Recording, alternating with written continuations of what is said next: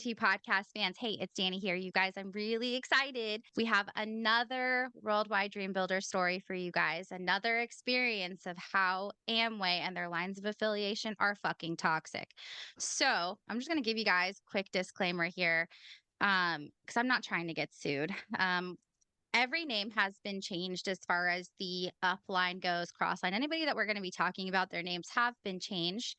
And this is purely based on personal opinions and personal experiences. I'm not here to defame anybody. My guest isn't here to defame anybody. We are here to share a story. So, that being said, if you want to join these organizations, like, hey, you go for it. You're a grown adult. I would definitely recommend listening to these stories. So maybe you'll proceed with caution. I hope that you'll get a whole well rounded view before making that decision. But you're an adult and you can do that. I also just wanted to thank everybody who, again, has continued to support this podcast for sharing your stories because I'm just so excited with how many people have wanted to come on and share and that feel supported and feel safe to share their stories here because I don't know that any of us ever really felt safe in Worldwide to truly share our authentic selves. So if that's you, you're safe here. So, with that being said, you guys, I'm really excited. We have another guest with us who was downline of the guy who talks really fast, which this organization has come to us a lot lately, and I'm really excited. I'm living for it. So, I'd really like to introduce Rebekah. Hi, Rebekah. Thank you so much for being here. Hi, Danny. It is such an honor. Thank you for having me. I Of course. really So, appreciate it. yeah. Oh my gosh. Thank you for wanting to come on and share with us your story and also for being you. We've had many conversations before this. So I'm really excited to have just gotten to know you and continue to getting to know you as a person. And I'm curious, how did you find me? Oh my goodness. Again, thank you for having me here. I found you through Zay and Melody. Or is it Melody? No, it's Melody. Zay, Seven, and Melody. And I remember it was like back in 2019. It was all before COVID, a long time ago. So, yeah, I think it was back in 2019. I was looking through YouTube to find someone who I identified with, and I couldn't find too many stories or too many reviews or anything on Worldwide Dream Builders or Amway. I only saw like maybe one or two videos of people's experiences, and I was only looking because I had felt, I don't know, I guess like scarred by my experience, so to speak. So I was Yeah. looking for additional support because I felt isolated and I felt like triggered all the time. I would hear random things and I would feel triggered. So I'll hear somebody say fired up and then I'll feel like triggered. I'm like, just turn the TV off or just stop having this conversation because I would hear something that triggered me that brought me back to my time when I was in Worldwide Dream Builders. So I started looking for support pretty much and I came across Zay and Melody.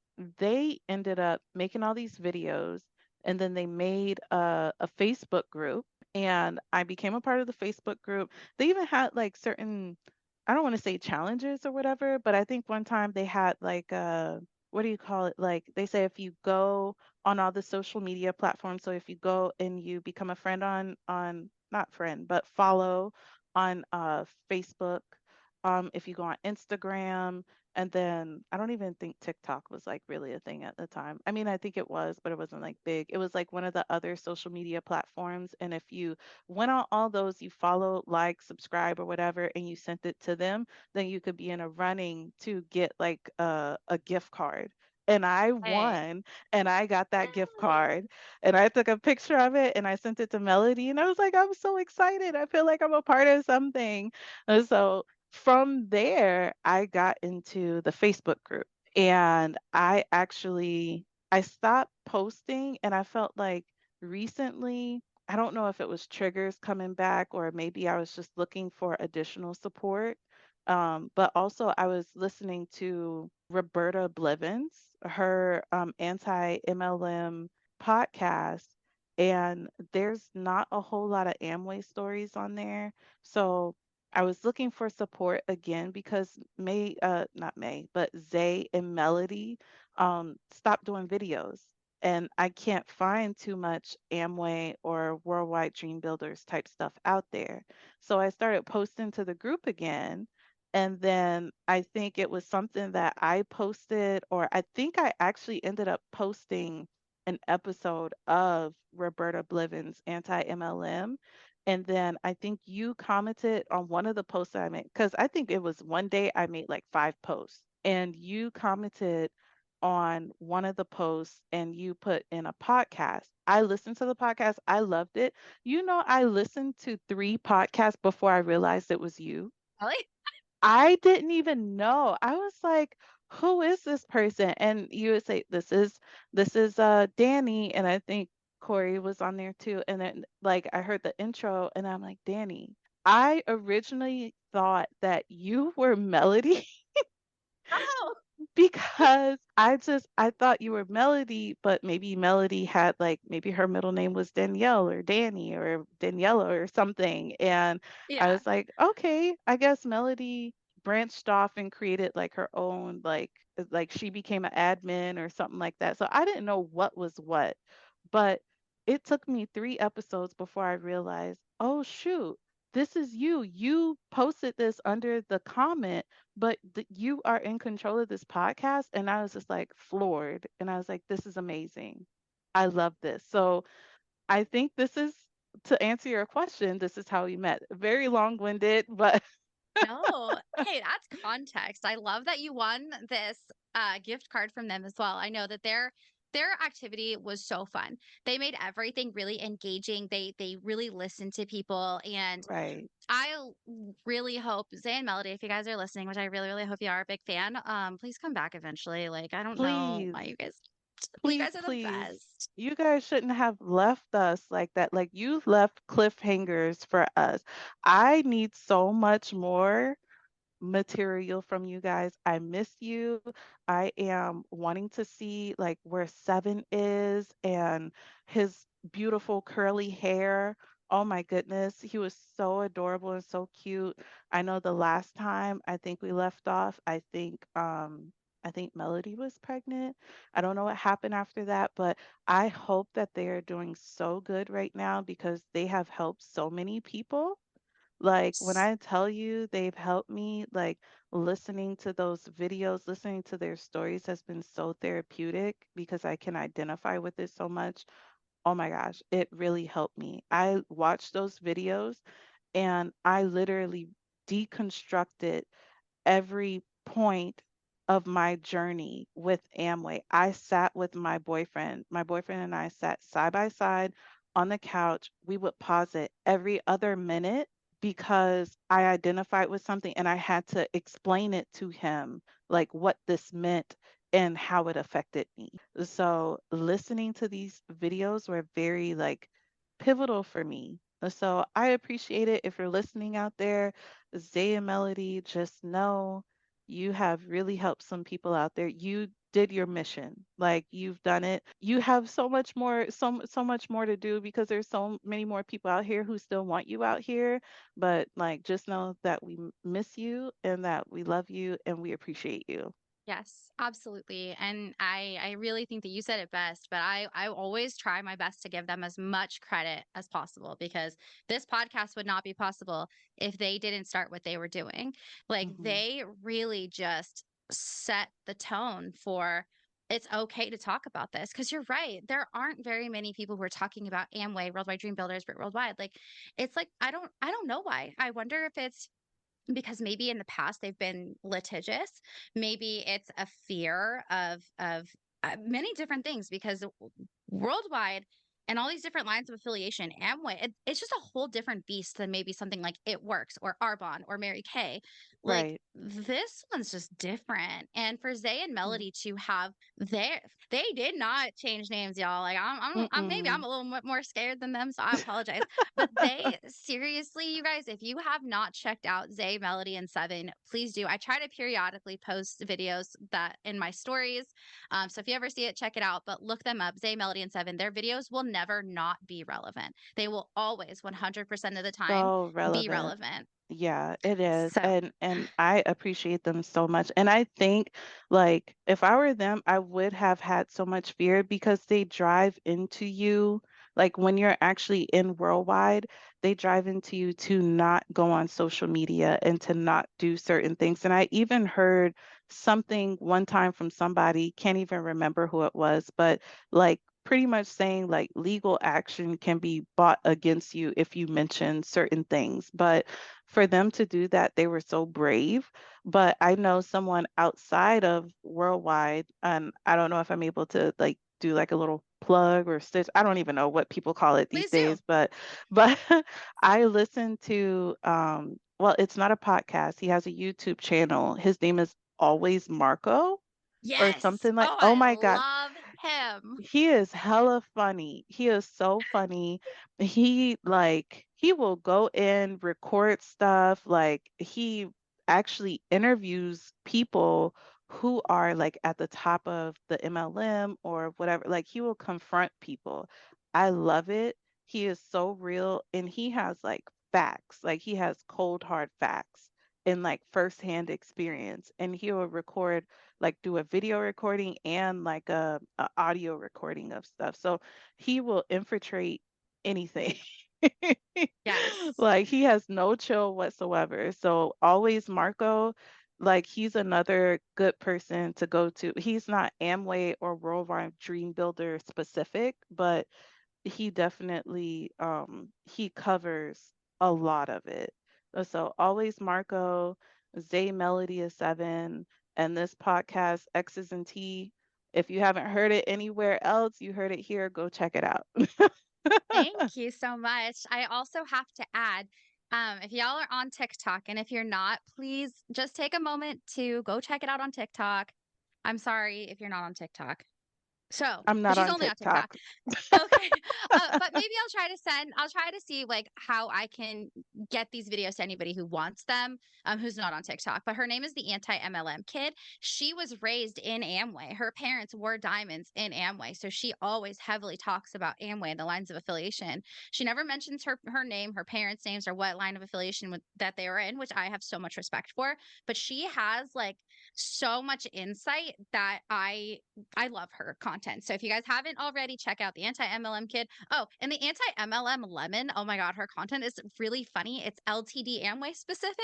But it's funny because she's like the little like lemon filter and like the voice filter. So her content's just fun to watch, but it's also very relevant. So yeah, no, we love to make sure that everybody has a really good base of where they can get information because I don't have all the answers. And people like Roberta Blevins, who have a larger platform, definitely have people who come on. They had, if you guys haven't heard it yet, she has an episode with a guy, I think they call him Steven. He was like an emerald in one of the lines of affiliation and talks about like when he found out he was getting paid from that line of affiliation, that he was getting paid from the apps and as a speaker, and Right. how the inflating of the book prices, like it's intense. So if you have not heard that one, at the very Definitely least, listen. yes, it's so good. But yeah, if you guys also know other creators who are talking about this, please let us know because I want everybody to know. And if you're a creator who's doing this, let me know because I think there's never too many. There's never too many podcasts. There's never too many times to share your story. Like we don't gatekeep here. We want you to have this information. So I'm excited. Thank you so much, Rebecca. You're so sweet. I'm really excited, like I said, to have this opportunity to get to share your story because you have a unique perspective, and because the way you found out about Amway and Worldwide. So how did you find out? Because that was really interesting to hear. Oh my goodness. Okay, so I was introduced to the opportunity. Trigger I word. was, yes, boom, boom, trigger, trigger. So just so you know, I'm gonna be like everyone else at the beginning of the podcast. There's some trigger warnings in this podcast. Exactly, exactly. So these are the trigger warnings. You're going to hear some triggering words if you were in Worldwide Dream Builders or some type of line of affiliation. So there you go. There goes your trigger warning for me. So, like, if you hear the word fired up, I'm sorry. If you hear the word freedom, I'm sorry.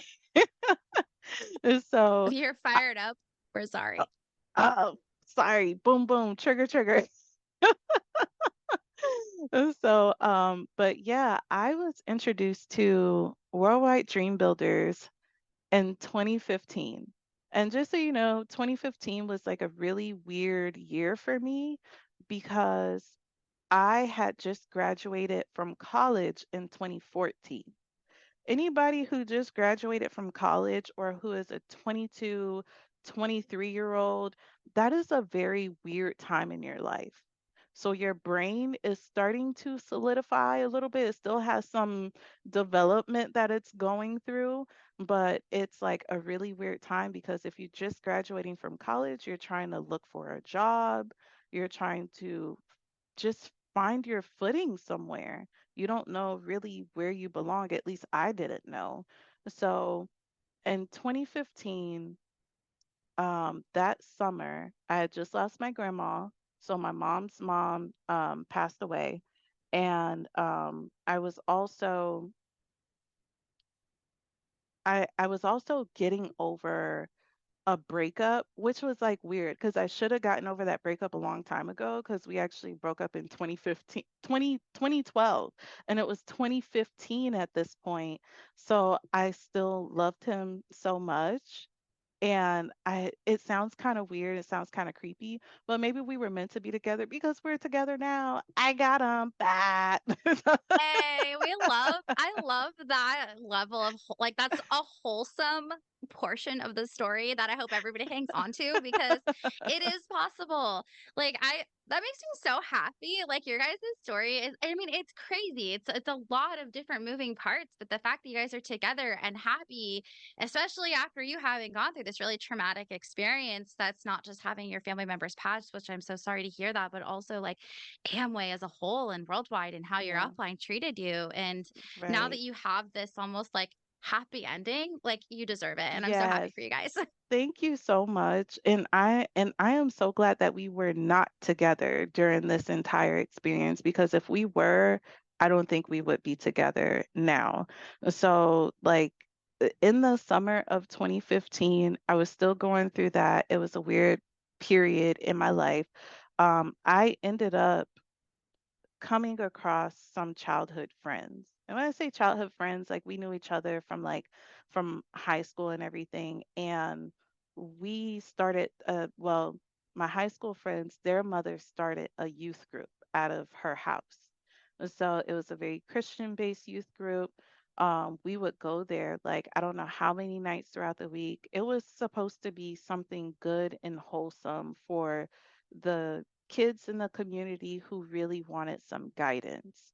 So we loved the fact that she opened up her house to us. She would cook for us. We would talk about the Bible. It was like a Bible study group.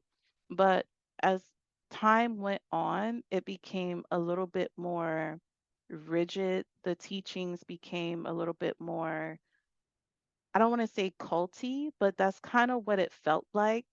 So I just kind of backed away from it at some point. And so the person who was leading the cult, I will say her name was Miss Mary. So we loved her so much. She was really nice. But her teachings just became too much for us. But her son and daughter were actually my upline. So I guess that's a little bit of foreshadowing. I was a part of this youth group back when I was in high school. So from like 2008 to maybe 2010-ish or 2007 to 2010, I was in the youth group and we had a really good time together and everything, but I kind of left around like 2010 when I went off to college. So it wasn't until after college that I started reconnecting with her children. And one of the children that she had, we'll call him Lewis. I ended up connecting with Lewis on a relationship level in the summer of 2015. When I reconnected with him, he started talking about how his sister knew this couple that retired at the age of 25, 28, whatever, like late 20s, early 30s and stuff. And at this time, I'm still living in Miami, Florida. They are living in Las Vegas, Nevada. So this is a long distance reconnection situationship that we're developing. He's telling me that his sister met this couple that had retired early and everything, and it they got me kind of because like I felt like it was a like you had me at hello type moment in regards to like Amway and the business or Worldwide Dream Builders. As far as the opportunity, they had me at hello because, like I said, I just graduated from college. I didn't really have my footing anywhere. I didn't know what was what. I didn't know what was up, what was down, or anything. So to hear that a couple retired early, I hadn't heard anything like that. And he said the word mentorship. Now, going back to spirituality, my mom, she's a very spiritual person. And my mom has always taught me that confirmation comes in threes. So my mom, earlier that summer, she noticed that I was really lost with things. So she was just like, she calls me Rebe. She's like, Rebe, maybe you just need a mentor or somebody to guide you or something like that. Maybe look into getting a mentor. So she had said it. I heard mentorship from Lewis. I had heard mentorship from someone else at the time. And then I had also heard mentorship from his older sister, Natasha. So I'm like, wow, I'm hearing this mentorship word. Maybe this is for me. So when they dropped the message or the opportunity, it was like, whoa, mentorship, knowing people who have like all this money, they retired young. Like, I'm trying to find a job. And that's kind of how they really like reeled me in. I don't know who knows this or who doesn't know this, but if you've ever been approached by someone who is in Worldwide Dream Builders and you're going to college, they kind of shit on college. Like they'll say like, "Oh, you're spending all this money," and I mean, and there's some hint of truth to it, and that's how they gaslight you. But they'll say like, oh, you're going to college, you're spending all this money in the college just to graduate and have a piece of paper with all this debt and stuff, and then you're only going to make like $12 an hour. Like, you're not going to get any freedom. You're going to be working forever. And it's like, you're kind of right because that span of a year did feel like forever where I'm like I done graduated with a bachelor's degree from a private university, like a 4-year college with a bachelor's degree in psychology, and I'm working at Home Depot making $12 an hour, if that. Wow. So Yeah.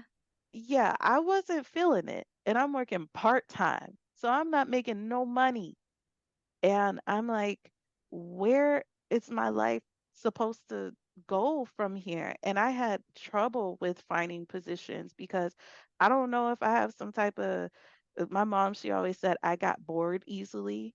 So, like, I don't know if she meant like I had ADD or something like that, but I cannot focus in a 9 to 5 job sitting in front of a computer all day. That just wasn't how I operated. So I did that for like, I had a job at an insurance company for 2 days and I never went back because I was sitting in front of a computer all day. And I was just like, what the fuck? Like, I cannot do this. And they were saying things, it's like they were dropping nuggets, they were dropping bombs to kind of like reel you in that way. Like, I don't want to work a 9 to 5 for the rest of my life. I did that for 2 days and I felt like I was about to lose my mind. And so when they approached me from that perspective, I was like, okay, I'm sold on it.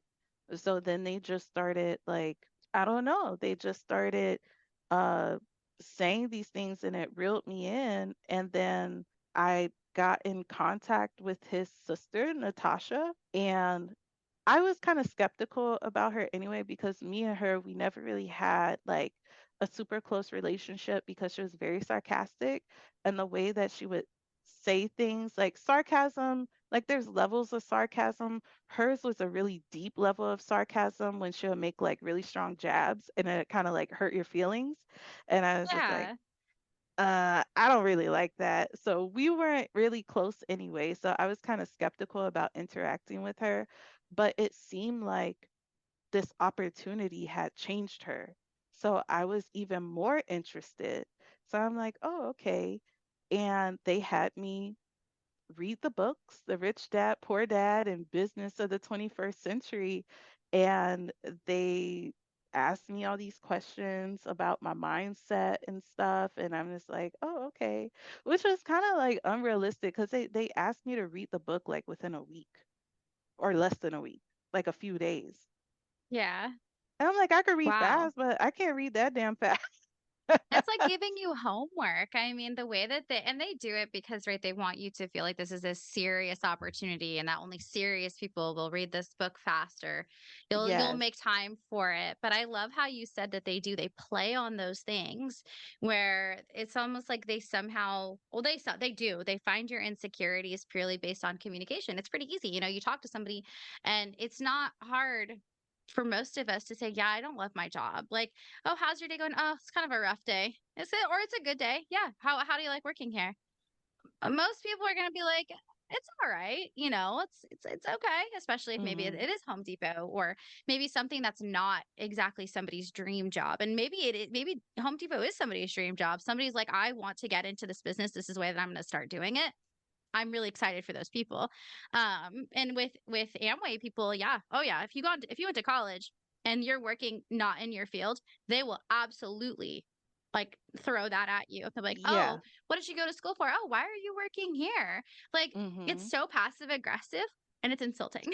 But you're so right. And it's crazy that this all happened like long distance. And so Yeah. what was your impression of the book that they had you read? I feel like it was more of like I understood it, but I didn't know what the agenda was because I was like, why are they having me read these books?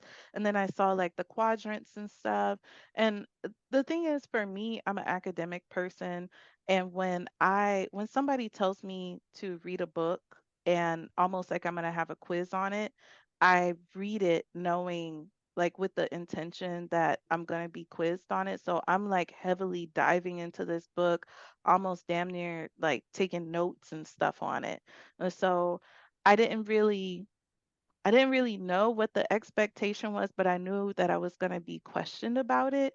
And when I was kind of questioned, like when I had the question as far as like, are you process oriented or results oriented? I was like, boom, boom, trigger, trigger, just for those Yeah, yeah, yeah. trigger It was. warning.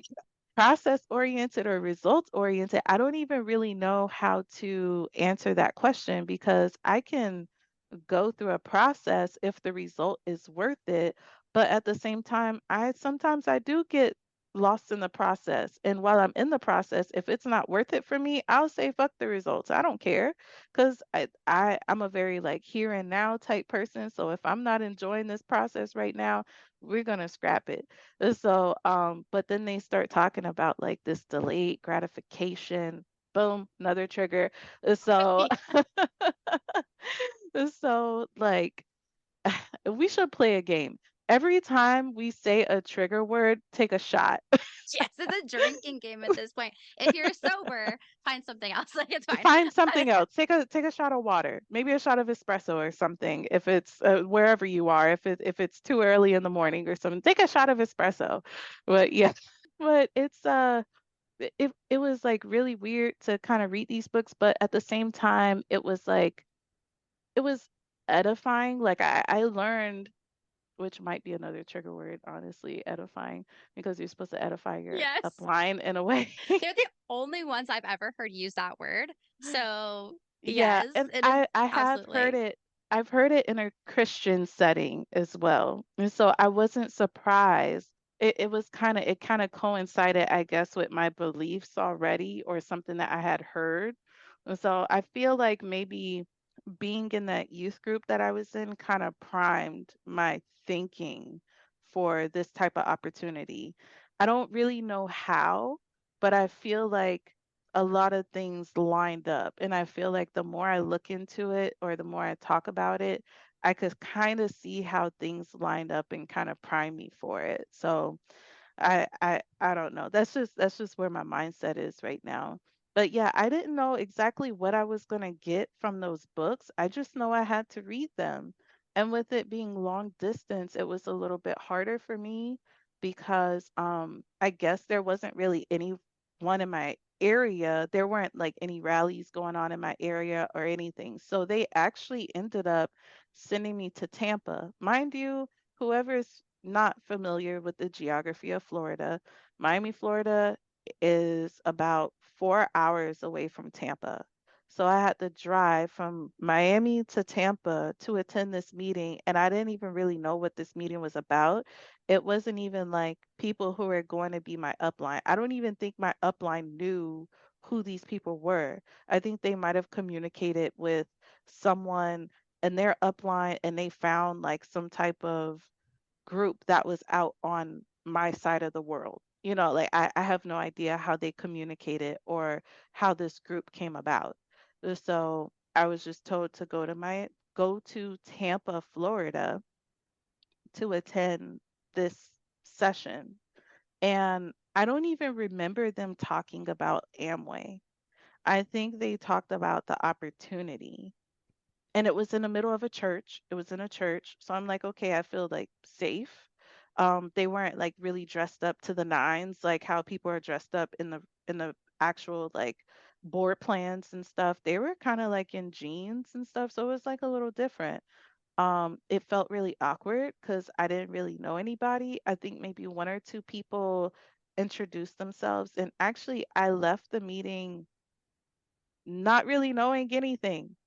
And I don't know why that wasn't a red flag, but it wasn't enough of a red flag for me to ignore. But I didn't know anything. Like, what the fuck? Right. I just traveled 4 hours and like luckily I have an aunt who lives in Tampa and I was able to spend the night, but then the next day I have to go back and I didn't learn anything. I don't know what I was thinking. Like I was saying, I was 22, 23. My brain was not developed yet, so I have an excuse. Yeah, oh yeah, no, for sure. Like and they're so good at it too. Like the reason why this organization is so successful is because they have adapted this way of manipulating people. People who would otherwise question things will kind of turn that side of them off because of the love bombing, because of the buzzwords that they use, right? Like cash Yeah. flow and are you results oriented or are you Hmm. process oriented kind of things, and they make you really want it. If you're interested and you've been in the business, you know what it's like to I have to earn an offer into this opportunity. And after you went Right. to Tampa, like how long did it take for you to finally learn that it was Amway and then Worldwide Dream Builders? Honestly, I feel like it took a while. I feel like I didn't really know fully about Amway until I moved to Vegas. So for those who don't know, I actually picked up and moved my whole life to Vegas for this opportunity. I sold my Wow. car. Yeah, I sold my car to my dad. Thanks, Dad, for buying my from me, even though he was the one who put half into it for me. He ended up buying it from me just so I could have money when I was in Vegas. And I moved there with two suitcases, and I actually ended up living with my upline. So her and her husband and Lewis. So it's Lewis, Natasha, and Peter. We were all in the same house living together. And mind you, I'm still having this situationship with Lewis. So it was like it was messy from the beginning. And actually once I got to Vegas, Lewis and I ended up not working out, but we still all lived in the house together. So I'm living with my upline and they pretty much said like eventually once I started figuring out more information about like what Amway was and everything like that. Like I'm pretty sure it was mentioned before I left Miami, but they told me to not do research. So I didn't do research. So I didn't really know exactly what I was getting myself into. And I think maybe I mentioned it to my mom at the time. And my mom, she was like, yeah, I was in Amway before, but I can't remember if that was like before I left or if that was after I left. But they've Oh been in wow. Amway before and they didn't have anything bad to say about it because they were in it at a different time. This was like in the 80s and it was for a short period of time. And so they didn't really have much of an opinion on it. They were just like, well, you're in your 20s, you don't have any obligations, you want mentorship, You're going there for mentorship. We're glad that you're going with friends that you knew from youth group. So we trust that things would be okay, but we're still really scared for you because you don't have any family out there. So they were concerned, and they were well within their rights to be concerned because your baby, like literally, I'm the baby of the family, so I'm the youngest, and I've always been known to be a free bird. So like your youngest free bird is going out there living her life and searching for opportunities and mentorship. All you can do is pray for the best. And when you're when you're 22, 23 years old, you think you know everything, but you don't know anything. So when you have your mind Yeah. made up at that age, there's only so much that your parents can say to be like, hey, maybe you shouldn't do that. I think you face a lot less resistance if you support your kid going out there and doing that thing. And so it's like, okay, want to, we want to support her. We want her to feel supported, and we don't want to lose her at the same time. So I think they did their best with navigating that whole situation. But I Yeah. had to figure it out on my own, and I did. I mean, it took me a couple of years, but I figured it out. Yeah, definitely. I love how you say that too, because my dad is very similar. So he'll hate what I'm doing. He'll hate it, but he will make sure that I do it safely. Like, for example, I Yes, was very similar. I know we had this conversation before where, you liked traveling and it was like not like out of your comfort zone to just move across the country right, for an opportunity. And for me, it was road tripping all the time. My dad hated it, but he always made sure my oil was changed, my car was a safe thing. He would definitely like um lecture me about it, but he'd be like, as long as your car is safe, like that's fine. I mean, we laugh about it now because you're right, like at 22, like what the hell were we thinking? right. But Not it's true. And thinking. right. And at that age, and one thing that I've learned about Amway and all these lines of affiliation is that they are so predatory. They find very, very young individuals. Now, 21, 22 is maybe to other people, if you're 21, 22, you feel like you're old, you're ancient, like you got this. But like, let me tell you, in your 30s, you look back and you're like, damn, like you're a kid still. But n- Right, you can like sure you can legally buy alcohol and you're kind of like in this quote real world, but you're still figuring things out. So they'll find people who are straight out of high school, or even in Antonia's case, if y'all remember, she was in high school. She was like her entire senior year she was in the business. She was 17 years old. So these people almost go out of their way to find younger people because in reality, they're easier to manipulate. It's easier to yeah, go up to some really motivated kid who's 21, maybe fresh out of college or still in college or not even sure about college, hating their job, and you have an opportunity for them to make millions of dollars. Hell yeah. right. What 21-year-old's going to say no? Like, Right. And it's so weird because they try to say, oh, well, this is not a get rich quick scheme. But that's kind of how you dangle it in front of kids like that. Like, I mean, they're not kids, but in a way, like your 20-year-old kid. And oh, well, damn, now I feel old saying that. all right. Oh, you're a 21-year-old kid. What do you know? But like really, that's how they pose it to people who are like in that vulnerable age. Like those are very pivotal years, but they're very awkward years. Like between the age of 18 and I would say maybe like 24, 25 is a really weird time because you go from 17 to 18 and now you're just like, boom, you're an adult overnight. And then, like, if you go to college or if you don't go to college, you're like figuring out yourself what path you want to go down in life. And there's just so much that you don't know and so much that you're open to. It's like it's the perfect time to kind of choose what path you're going to go down. And they make you kind of choose a path like when you're in high school or when you're in college, they make you choose all these things that are like big life decisions for somebody's brain who isn't even developed yet.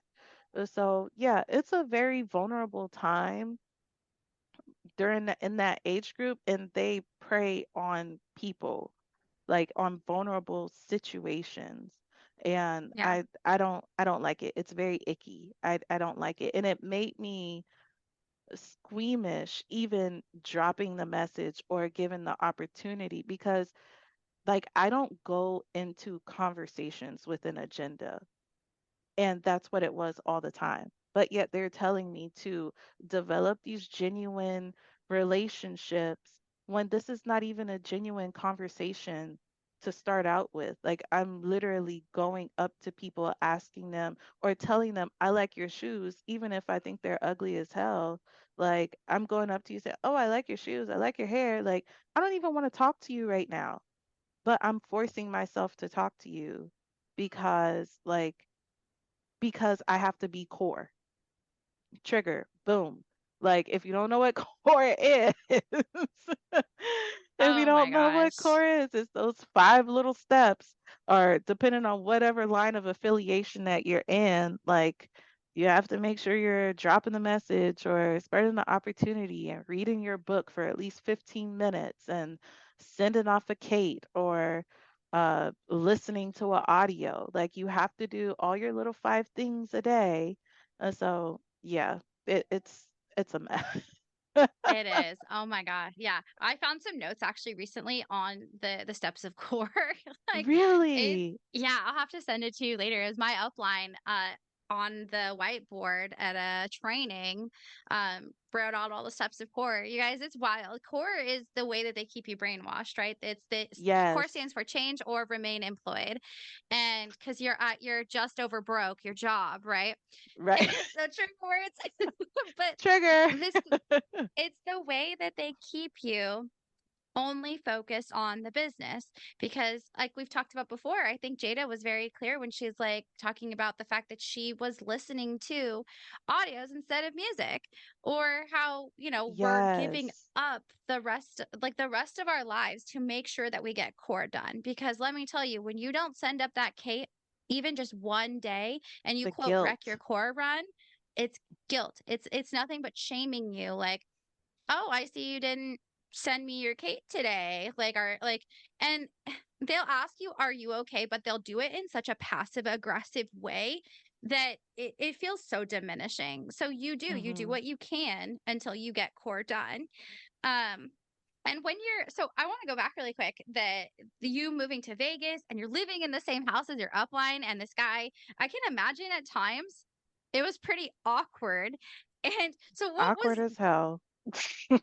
well, I was gonna say, when you got to Vegas, what was your like first real impression of what would become your line of sponsorship once you started going to board plans and maybe got accepted into partnership?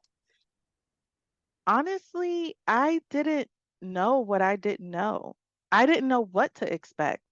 Like I just knew that there was gonna be this couple that retired early and all this stuff. And I honestly I didn't know. I was there for a good time, because I was in my early 20s. So I'm trying to have a good time. I'm trying to figure out my life. And um so really I didn't know what to expect. But I know when I got there, when I started living with my upline, there were just some experiences that were a little weird. So first, I guess what I was told was that like when we start going to these meetings, there's a certain way that we have to dress. So make sure you have on skirt and heels or dress and heels or whatever. I mean, you could wear slacks or whatever, but they want you to like not wear jeans, a very professional business attire, because you're supposed to be going into this business type meeting. And mind you, when I was in Miami, I had done like a couple of Zoom meetings in on these meetings. So I would see, you know, the guy who talks really fast, I had saw him a couple times. So that was my upline diamond. And I ended up seeing him on Zoom, and I'm like, wow, he seemed like he had a bigger than life type personality. He had this air to him. Come to find out, like sitting there more and more, I'm like, oh, this air is actually arrogance. Like you're actually arrogant person. All right, I see you. And like personally, like I don't know them or anything. I just know what they give off and how I feel when I'm around them. So he could very well be a nice person, but really his air became a arrogance to me after a while. And that was after 2 years, in the somewhere in the span of 2 years. That's where I started feeling that. But yeah, I didn't really know what to expect. I just know I started going. And when I was going, I needed to make sure that I dressed up for it and bring a paper and pen so I can take notes. And I was actually kind of confused as to why I'm bringing a pen and paper to take notes because I literally thought it was going to be something different from what I had originally heard. Not really realizing that every single meeting after this was going to be the same damn information. Like, what am I bringing a notepad and like pen and paper for if it's the same regurgitated information every meeting? I literally went into every meeting hoping and praying that it was going to be some new bit of information, thinking that there was going to be some type of aha moment where it just clicked for me. And the whole time, my conscience was trying to give me those aha moments, and I kept pushing my conscience down because I kept listening to what they were telling me. So during these meetings, like there was constantly like the things that they would say, like, oh, this opportunity is for anybody and everybody. Like, everybody can be diamond. No, not everybody can be diamond because if that means if everybody is diamond, then who is going to be a buyer? Like, who are you going to sell your product to? Well, we're not focused on selling. This is not a product driven type of opportunity. And so at least that's what they would say. But if this is not a product driven or a sales driven opportunity, how are you making money? How do these bonuses come to fruition? Like, I don't really understand how this works. And oh, like, nobody, like, pretty much saying like nine to fives are all shitty, like, shitting on everybody's job. Like, last time I remember, you needed to go to a doctor's office. Your kids Yeah. need a physical, and those are jobs. Like, last time I remember, you walked in here with a Starbucks cup. Guess who working at Starbucks? A nine to fiver. So, like, how are you saying all these things about jobs when you send your kids to school? I mean, for them, for their family, I guess they homeschool their kids and they would go pick cherries and fruit in the middle of the day and whatever. And I only say that because they've like told this story of like, oh yeah, we buy our fruit in bulk at the beginning of summer. Like it was this glorious thing to do. So they go and pick fresh fruit off the farm. And I mean, it is a nice experience, but they made it seem like it was this thing that they were able to obtain because they were diamond, because they had more opportunity, they had more time, they had more resources. And that's what this opportunity afforded. And Right. so they would go and pick cherries and stuff like that on in the middle of a Tuesday. They could wake up and go to the beach and all this stuff. So I was like, oh, yeah, I want that for myself. But like realistically, who's running the farm? Maybe a nine to fiver. Yeah, who is checking out Yes. this register? So like shitting on all these jobs in education, like your doctor had to go through so many years of med school, of education to treat you. I'm sure you don't want to go to a street pharmacist down the street and get your medication. So, like, don't say that this opportunity is for everybody and it's really not, and make people feel less than when they don't accept this opportunity or say, this isn't for me. Because a lot of times people would say, no, it's not for me. And then they would like talk about them like they were nothing because the Right. opportunity was not for them. And like, I don't know, they try to pride themselves on being inclusive, but they're not very inclusive when it comes to that. cherry pick, so to speak, when it comes to stuff like that. And so, Yeah. yeah. I don't know Wow. if I answered your question, and that was pretty loaded, so I apologize. No, no, it's okay. I think, yeah, oh, definitely it does. And I think it goes even deeper too about, the way that they criticize other people. Like the way that the crown guy is so I fucking hate him. The way that he's like, well, somebody has to work. Or fucking I had one of her downline on here is a couple who's from I think the wife is from Saskatchewan and the Oh, husband is yes. I believe Chinese. She would always say, "Oh, well, somebody has to be working at the store I want to shop at." And I'm like, why was that necessary? Like, just because somebody doesn't want this opportunity does not mean that they are not successful. And that's what they really put on Yes. us was that we Yes. were somehow this elite and everybody else around us was suffering. But yet, Yeah. if we really look back, we were suffering. We were broke as hell. We had no consistency in our lives. None. At least everybody who was, saying no to our opportunity, they had time for their kids. They had time to go do whatever the hell they wanted to do. They probably, maybe they might have been financially struggling. We don't know, of course, but I'm sure that they weren't giving all their money to Amway and to all these different lines of affiliation. Yes. So are they Yeah. really suffering? Yeah, and that's the thing. I never really looked at it from that perspective because I was so young. I didn't really know what type of perspective to have, but like that makes so much sense. Like I can't even word it the way that you just worded it because it's like hitting me like, oh shoot, like I really thought that the opportunity that I had was the greatest. And the way that I would treat my jobs or my supervisors when I was on the job, like all of these teaching really warped the way that I would treat the actual job opportunities that I had because I'll get on a job and I'll be like, well, fuck this. I'm about to retire in 5 years anyway. So, like, who cares? But there were some things that actually helped me grow. And I don't know if it was the books, I don't know if it was the level of determination that I had to be better, to do better. Maybe I had that more of that competitive spirit at the time because I don't have a competitive bone in my body at all. Like I could care. I could play football. I don't know. I don't know. I'm just not competitive. Academia was always my thing. So like actually having that push to go a little bit further, those golden nuggets to like remain consistent. It's a blessing and a curse, but if it's a trigger, boom, boom, trigger, trigger. Sorry. Uh,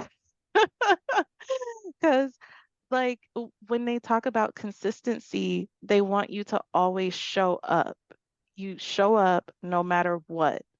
Like if you're sick, if you are hurting, it doesn't matter. You need to show up. So when it comes to a job, translate that into having a job. You're always going to be that dependable person, that reliable person that your supervisor can rely on. So you're always there. You make these commitments, you stick to them. And then they see that drive, like you have all of the qualities within you that they want to promote at your job. So like being in worldwide actually helped me with that, but it was to a point where it started to become unhealthy and not manageable because translate that into my personal life, it's not all that helpful. It's not all Right. that helpful and it could really break you down and like mess with your mental health. Like Yeah. it can be so bad because like me being consistent or my well, not being consistent, now I down myself when I'm not consistent. Like I am so hard on myself because I'm supposed to be consistent. That's the expectation. And so I naturally have this perfectionist mindset. So if I don't do it all the way, like I get really depressed.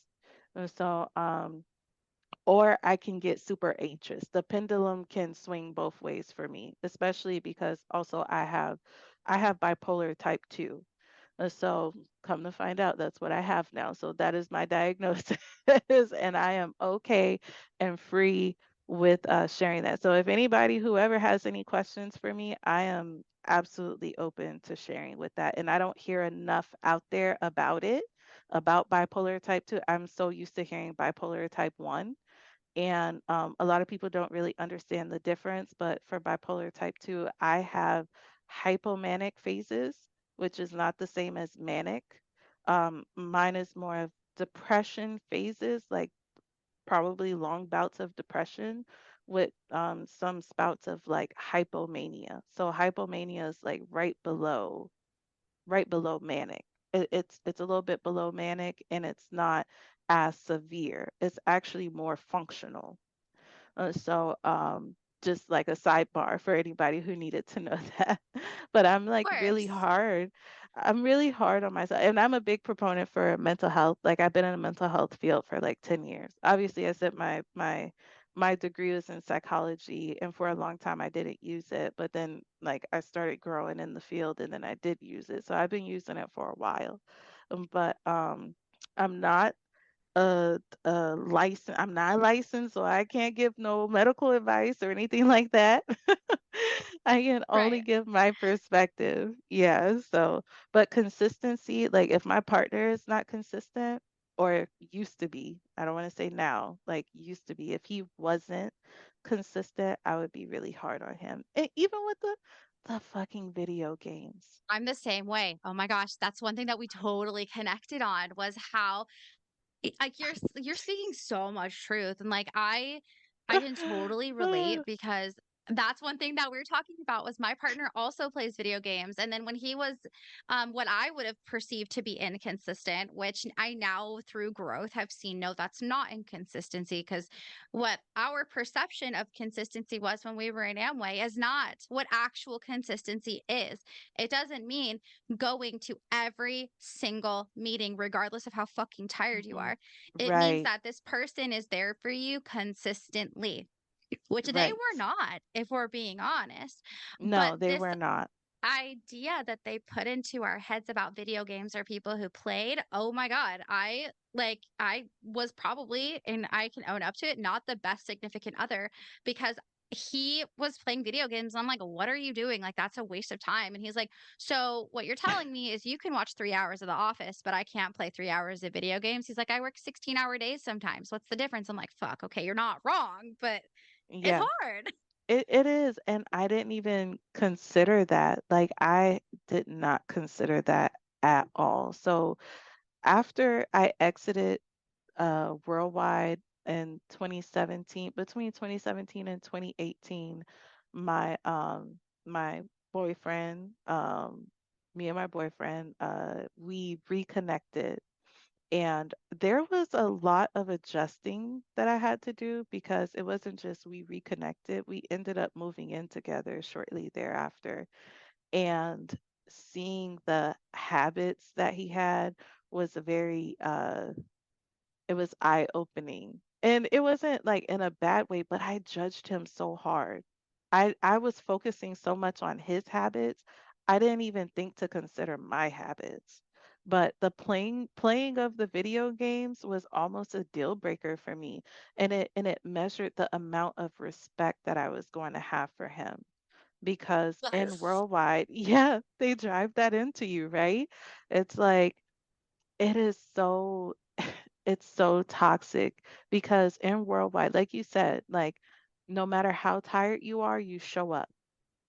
And I was pushing myself, and I still have an issue with pushing myself so hard without taking a break. I still think breaks are bad half of the time, and it's just my stinking thinking that I have to get through. I'm still a work in progress, even though it's like 5 years later, going on 6 years later. There are some things that I still have to decode from my brain, and I still have that perfectionist mindset that I struggle with sometimes. So it's even harder to get over.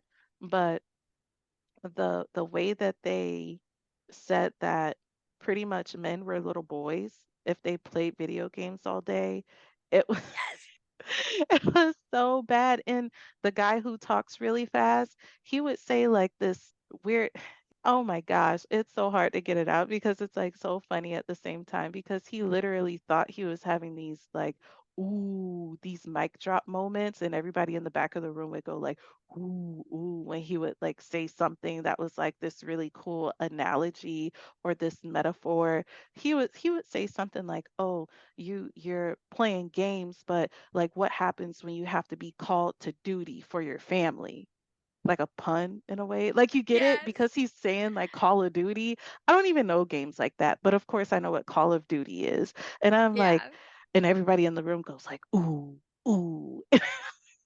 Oh yeah, God, I remember his speaking. We saw him, of course, in functions, and I don't know that I ever remember seeing him in rallies too much, but he was always the one that everybody loved. They're like, "Oh, I love the guy who speaks really fast. Like he has just so much wisdom." Absolutely did, and I kind of want to go back actually to one of the points that you made. It's all relevant, I promise, but like the fact that they expect you to show up no matter what, regardless of the situation. One thing that you and I were just talking about is how there are many different life situations that come up that they criticize you about, whether it's a birthday party, a wedding, a funeral, so many different things that they're telling you. If there's a function that day, you can't go, basically. Which I think you Yeah, said you had a story like that.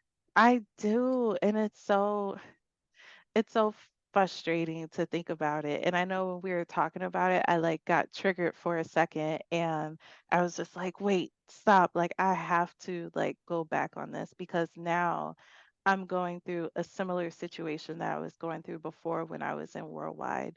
And the way that they say that they hold family so high up, it's like, really? Do you? Because they miss, like, in Worldwide, I miss so many family functions. Like, I'm missing my actual family reunion because I'm going to Europe bougie ass, stupid ass, like family reunion at this damn coliseum where I don't know anybody. Like I would rather be around my own family. And so like they it's almost like they're saying, well, we're your new family now. Like, no. But yeah, they do not care about your family. I've missed graduations. I miss so much. And like now I have my grandmother. Love my grandmother so much. She lives in North Carolina. She was recently diagnosed with stage 4 lung cancer. So I can only imagine how it would be if I were back in Worldwide because my grandmother who has cancer now, her mother passed away. So my great grandmother passed away when I was in Worldwide. I did not go to her funeral. And I didn't go to her funeral because the mindset was, what are you going to go to the funeral for? To be around a bunch of sad people? Like you can't revive her. Like what is the point of going to the hospital or anything like that? You're not a nurse. What can you do for her? Like how can you help this situation? You can help this situation by putting that money into your ditto or putting that money into your business and grow your business. So when you have your business, you can pay off those medical bills. You can pay for the funeral. You can put all that money back into your family. So this is like your retirement plan. This is your life insurance policy. This is the way that you like, this is your way of life. So, like, this is what it's supposed to be for the next 5 years or however long it takes to become diamond. But I missed out on graduations. I missed out on all these family gatherings. And now if I do miss a family gathering, I'm still really hard on myself. Like I missed my cousin's graduation, not because I was in Worldwide, but like I had a cruise planned the same week of her graduation. And I felt bad. I felt so bad because I couldn't go. And my cousin, she's like, "Oh, I understand. It's okay." And I missed my aunt's graduation party, and she graduated with her master's. And I think I was living in South Dakota at the time, and we had just moved and we didn't have the finances. I was working at Starbucks. So like I couldn't afford a ticket to fly back out to the East Coast just for that weekend. And I felt really bad about missing that. So just the experiences that I had when I was in worldwide, I'm still like getting through some of that. And I'm like telling myself it will not happen again. Like, I'm not going to miss this funeral. I'm not going to miss this time with my family. Like, my grandmother has been there for me my whole life. Worldwide, like my great grandmother, I literally we spent every summer in South Carolina, in North Carolina growing up because my dad's half of the family is from there. So every year I would see my great grandmother. So this person who's been in my life for 20 something years, you're telling me to not go to her funeral and I've known you for a year and I don't even know you like that? You not my family, you not nobody to me, and this is what you're telling me. And mind you, I'm still young. I'm not thinking about it that way. Now, hindsight being 2020, now I'm thinking about it that way. But like there are so many red flags that I feel like I should have seen. But like as Judge Judy says, shoulda, coulda, woulda. Right, right. Shoulda, coulda, woulda. You're full of baloney. I love me some Judge Judy. But yeah, it's really unfortunate and it's just they're so hypocritical on so many levels that it's crazy. You say you appreciate family and you want your why to be big enough and all this stuff and it's like in the process, the way you're treating your family, no, none of your family is going to want to be there for you afterwards. If you're isolating yourself and making yourself feel like that you're better than them, like because they're not accepting of your opportunity or this opportunity and mentorship. Like it literally breaks families apart.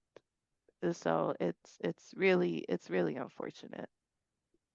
Yeah. And that's just one of I mean, it's hard. That's one of the biggest things is that they preach family, but it's never your own family. Like No. your own family never comes first. No. And I think that's extremely, extremely challenging. And I wish I could say that was the only red flag. Unfortunately, it's not.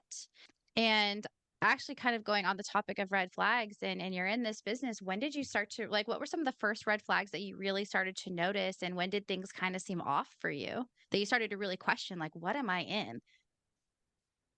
Oh gosh, that's a good question. I felt like I would experience that like those aha moments during some of the night owls.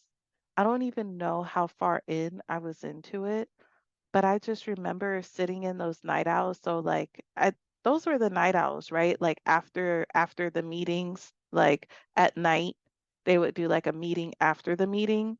And so like during the night owls when they would like break down, I guess during those times they were supposed to break down how the business worked or give you some behind the scenes stuff that they weren't saying to the people who are like brand new there. Because during the meeting, you're supposed to bring a guest or whatever, and then those people leave. And then once those people leave, then you have the night owl. And then you're supposed to get all of this business building type information. So I think it was more during the night hours that I was starting to have these aha moments. But like I said, my conscience was always there. So I would say the first thing. Let me say this. So when I first moved to Vegas and I was staying with my friends, I don't want to say we're not really like friends anymore. I would say Peter. He's the only one that I'm still kind of friends with, but none of us talk or anything. But I guess the one that I'm on like really good terms with is Peter. Um, so And it's like so weird because they say all, and I'll go back. Sorry, let me go back. They say all these things about family and marriages and keeping people together. Natasha and Peter were married when I moved in. How about when I moved out, they got divorced?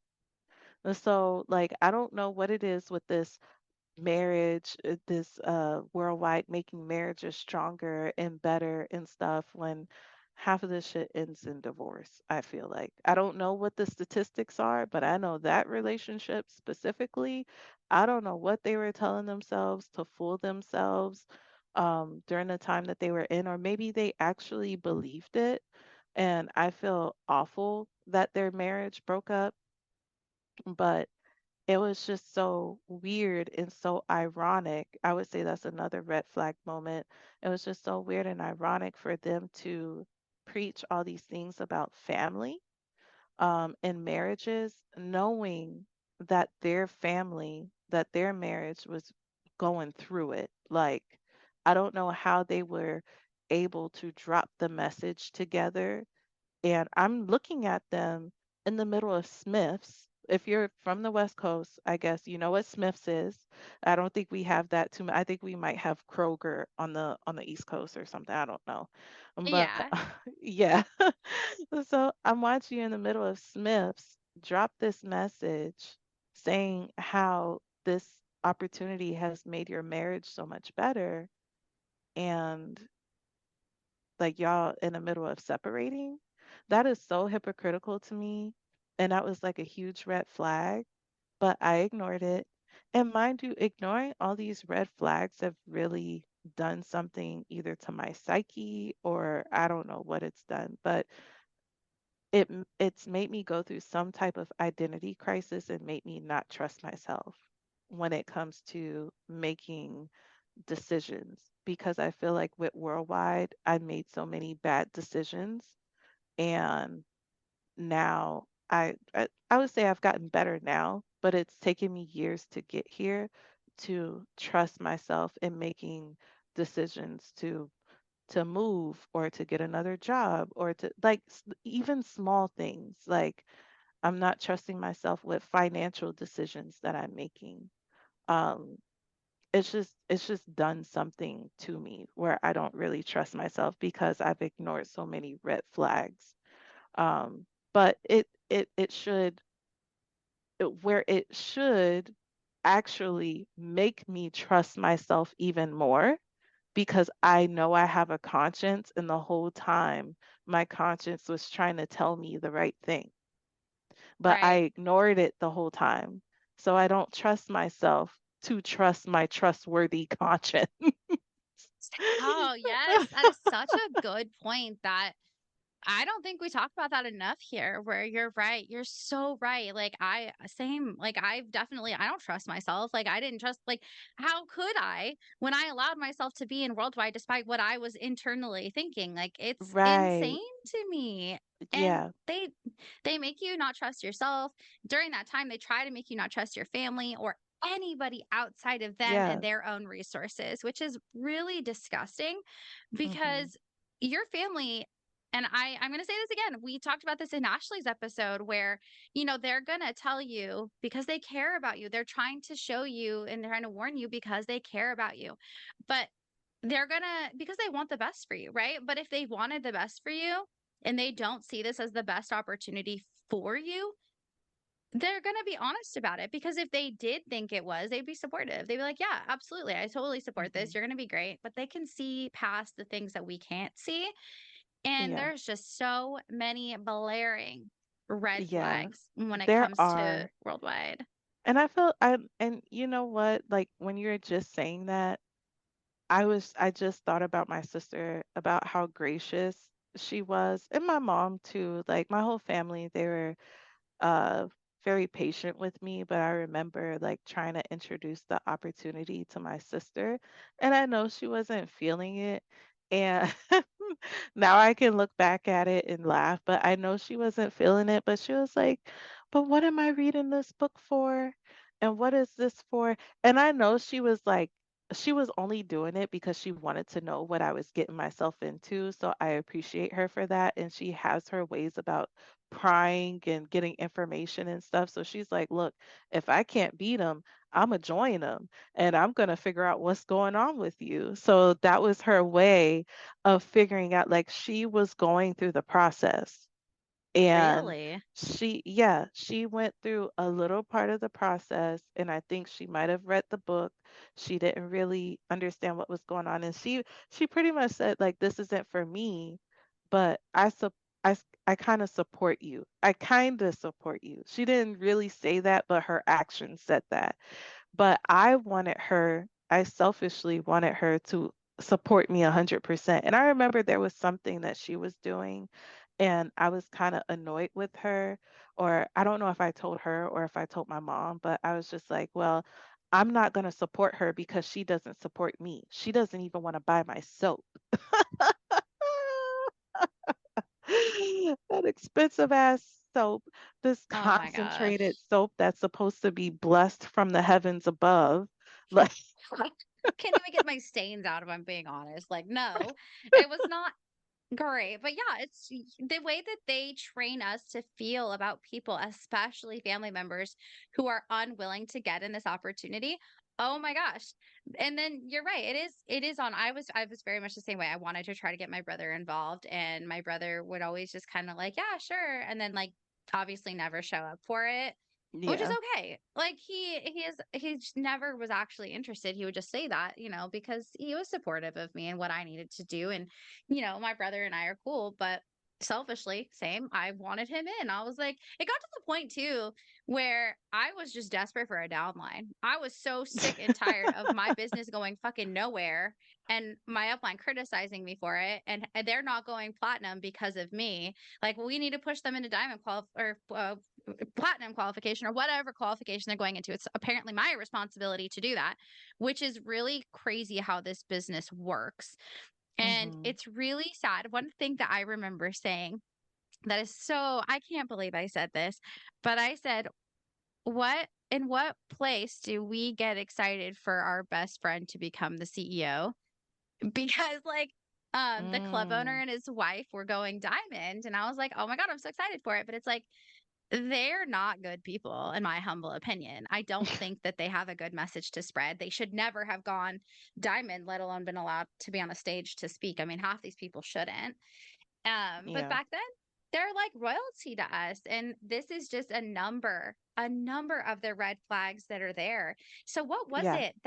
what was the last straw for you where you're like, nah, I gotta get out of here? I think it was, I don't know. Wait, because I want to go back to something that you said. Please There do. was the like, as you just made your last point, I was just thinking about some of those people who were on stage, and that was a huge red flag for me. Like when we would go to the rallies and stuff, or we would go to these big these what was it, the four gatherings a year or whatever, Oh, the FED, family major reunion. functions. Yeah, the major functions, the dream night and stuff. So every time somebody would get up on stage, it was the same message over and over and over and over. And I know they talk about duplication like constantly, but I never got any business tools for success. And I felt like that's always what I was looking for, but I wasn't really getting the nuts and bolts, as they say. I guess they would have like those nuts and bolts meeting, but what what the fuck? Like, where are these nuts and bolts? Where is all of this like groundbreaking information? It's like I would always get a little, but it would never drive home in my mind because there was nothing that I was getting that I could apply to an actual business plan. And it took me time to realize that, but that was a huge red flag for me. I'm not getting any information to build a business, even though they'll say, oh, well, this is like e-commerce or something. It's better than a brick and mortar and all this stuff. But there's still no real results or anything. I never saw anybody's tax return. I never saw how this money goes in and out. I never saw any of this stuff. And I'm like, okay, so when do I get that? It's like I'm longing for it and never getting it. It's like a carrot being dangled in front of my face and like I can never get to it. So I'm just hoping and waiting for this big aha moment, like, oh, I get it. And I never got it. But then I started like backing away and then I started getting it like, oh, y'all ain't shit. Like, this is not a real opportunity. This is like, this is the pyramid that y'all saying that y'all not a pyramid. And that was a red flag too. You talking about a pyramid, talking about jobs or pyramids. What is this? And like you're at the top of our pyramid right now, but they want to graph it in a different way, talking about, oh, well, you can grow above me, but the money that's coming in from the bottom is going to the top. How are they Yeah. going to grow above you? And realistically, are they going to grow above you? And when they keep saying, yeah, everybody can do that, everybody can do that, this is Vegas. Vegas, baby. It is small, and Vegas is big and small at the same time. Like everybody knows everybody. Anybody who is from Vegas or they live in Vegas, like it's a valley. It's a cutthroat city if you haven't heard it before. Vegas is so beautiful. I would definitely go back there. But it was just so much trauma that happened while I was there. So I don't know. That kind of like prevents me from moving there. But that's besides the point. What was a major red flag for me when I was there was that they kept saying that this opportunity was for everybody, but the market was so overly saturated. So there was literally nobody to drop the message to anymore because you go to freaking Ross and or like Ross or whatever department store and you're talking to these people and they say, "Oh yeah, I was approached like 3 times already." Who are you supposed to tell? Now you have to move to a different city just so you can drop the message because the message done been dropped to everybody. It's like 5,000 people at this conference. How do you not think like you want us to drop the message every single day? Like there's only so many days before you're gonna get to, you know, like until you've done told everybody in this freaking city. So you're dropping the message to all these people. You're supposed to get all these people in your downline. Like statistically, it's just not possible for all these people to get 6 legs up underneath them before you have gotten to the entire United States of America. So, Right. so It's like crazy. it's like, why are you telling these things to people? And as I'm sitting there in these nuts and bolts sessions and in these night owls, I'm hearing this in my conscience, but I'm not believing it. I'm telling myself something completely different. I'm telling myself I'm focused on the money. I'm going to retire. If I just apply this, if I just duplicate this, like if I just do this enough, this is definitely going to be me 100%. I'm going to be diamond in 5 years. And there's no doubt about it. I just have to apply myself enough. And they make it seem like when they say these things, they put it all on you. So if you make it, it's on you. If you don't make it, it's on you. And I don't really like that. I don't like that the way that they drive it into you because it makes you feel like only if I did a little bit more, maybe I could be successful. Maybe if I did a little bit more, maybe I would have made my ditto or gotten to a pin level. But speaking of ditto, that was a red flag too. The Natasha and Peter, my upline when I was living with them, they said that my rent would be my ditto. Oh my So, goodness. so, so the money that I would put towards rent, I since I was a single, I had to do 150 PV, which was I think at the time what like $500 or 600. I don't even remember how much, but it was a lot of money for somebody making $10 an hour and working part time. Like Where the fuck was this money gonna come from? Like, literally, we need that money tree that my parents was talking about back in the 90s. Like, what do you think? We have a money tree in the backyard? You know, Right, like, right, like exactly. that's how I felt. And I'm just like, I don't have that money. But I was like, well, if I was living somewhere, I would have to be paying rent. So I did put that money into the business. But at the time, I wasn't launched yet. I didn't have money to put into the business. I couldn't even afford my launch session. So, mind you, during this time, I'm buying products not from myself. I'm buying products from my upline, not Wow. even really realizing that that wasn't what was supposed to be happening because Natasha and Pete, Natasha and Peter is freaking telling me like when I would go to Smith's to buy some soap. Oh no, you're not supposed to buy that soap. You're supposed to be buying from us. I went to go buy Gatorade. Do you know the guilt trip that they put me through just because I went to go buy some Gatorade? Or if I'm buying a Red Bull? Wow. Yeah, it was just like it was so crazy to me. Like they would say this is anyway money, red Yep, flag, trigger, trigger. This is not anyway money. Like, I don't naturally spend. At the time, groceries were considerably cheaper, but like, yeah, yeah, groceries were considerably cheaper, but I did not spend $600 anyway on like soap. I didn't like it is not comparable. Spending $20 on soap and spending $5 on soap, maybe if even, because I'll go to the Dollar Tree. If I'm struggling, I'm gonna go to the Dollar Tree and buy that SOP 5 or whatever they got in there. I'm gonna go to the Dollar Tree and buy some soap, some shampoo, some conditioner. Yeah, my hair gonna be dry, but I'm gonna be surviving. But don't make me feel bad because I'm not pouring into your business. I'm just trying to make it right now.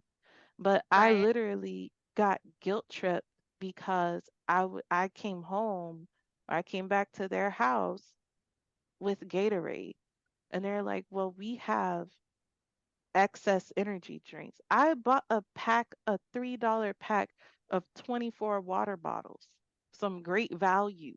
I didn't even have the money for Pure Life. I got great value because it was 350 instead of 394. Right. So I'm getting great value, 24 pack for $3 and change. And you mad because I'm not buying your perfect water for what? How many would come in a pack? 12? I don't even Oh, for remember. the perfect water? Oh my gosh, not enough. I think it was 48 12. $48? Yep, for a very small amount of water. Are you Like, kidding? it's hard to justify the purchase of the perfect water. My upline would constantly talk about how great the perfect water is. So here's for perspective for you guys. So I looked it up. Perfect water now, this is before tax for everybody who lives in a state that has tax. Shout out Oregon, who does not. $51 for a 24 pack of 16-ounce water bottles. Bullshit. 24 $50. That's $2 a bottle. They want to try to tell you it's cheaper. You know what's cheaper? A Brita that doesn't waste nearly as much plastic. That's actually like filtering your damn water, and you could buy a Mm. metal water bottle and it is so much cheaper. But you don't, but Danny, this is what you don't get. This is like the most perfect water. This is like reverse osmosis. Like you just don't get it. You just have to be on that level in order. I know. I know. I don't see Oh this as my I gosh. don't get the message. I don't see this as getting me rich. I'm sorry. 51 fucking dollars for water? It's Absolutely not. crazy. It is But you're so expected to. crazy. Yes, and it's like I can't realistically, who can afford that? People can't, I can't even making 50 something thousand dollars a year, like especially in this economy. Like it was $50. That's enough to fill up my gas tank. And you want me to spend that on water? You better Right. put that filter in your fridge if you got one of those type of fridges or whatever. Like, and it's not even worth the PV or the BV. Like it's not, you don't get much from that. So like I'm buying all these vitamins and it's supposed to be anyway money. I don't even take fucking vitamins. Like, well, at the time now I do. I have to take vitamins because I had surgery. So like I mean now I have to take vitamins, but not nearly as much. Those things would make me sick. And there's Oh my God, me only, too. yeah, it would make me sick. It'll give me the shakes. But at the same time, I wasn't even properly nourished because I'm eating fucking tortilla chips and some bitter ass popcorn that doesn't even have butter on it, and these granola bars and Access energy drinks and these what do you call those? The pre-workout? I want to go back to the water really fast because of how interesting this is. So I still have my Amway account. It's not a business. It's not like in business or anything. I just had to log into it. So Perfect Water, the IBO cost is $49.50. Retail price is $51. It's only 13 PV. 13, and you Yep. that's like $50 for 13 PV, and they expect you to purchase 150 PV. That's a 3-to-1 ratio. At least it was then. I'm sure it's more now. $600 for 200 PV. 150 PV was easily $500. Like, it is insane how much money that they are expecting you to put in this. And the return of investment is zero. It's like you get zero Mm, return on your investment. And yeah. it's crazy. It angers Yeah. me, but I thought it was funny to look at.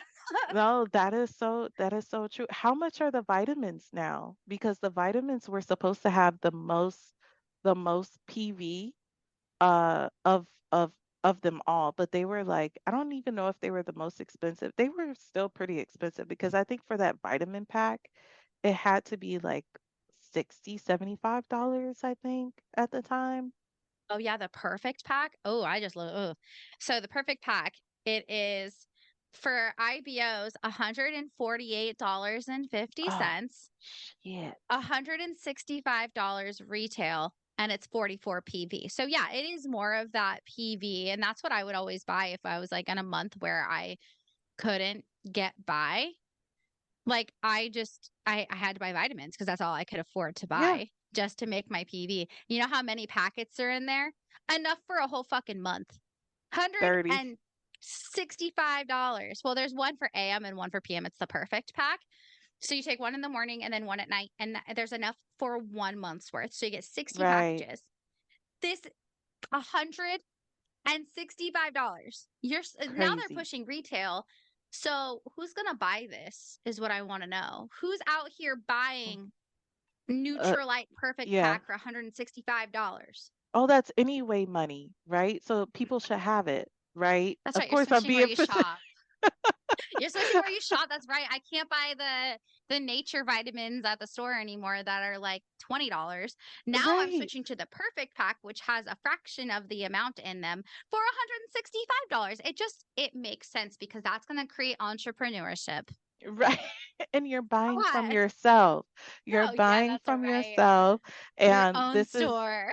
yeah. And these vitamins have been specially handpicked by the heavenly cherubims. Like, I don't even know if I said that word. Like, they've been picked by heavenly angels that have like sprinkled fairy dust on them, and they will magically heal all of your ailments. Yep. This this Because is this is so worth it.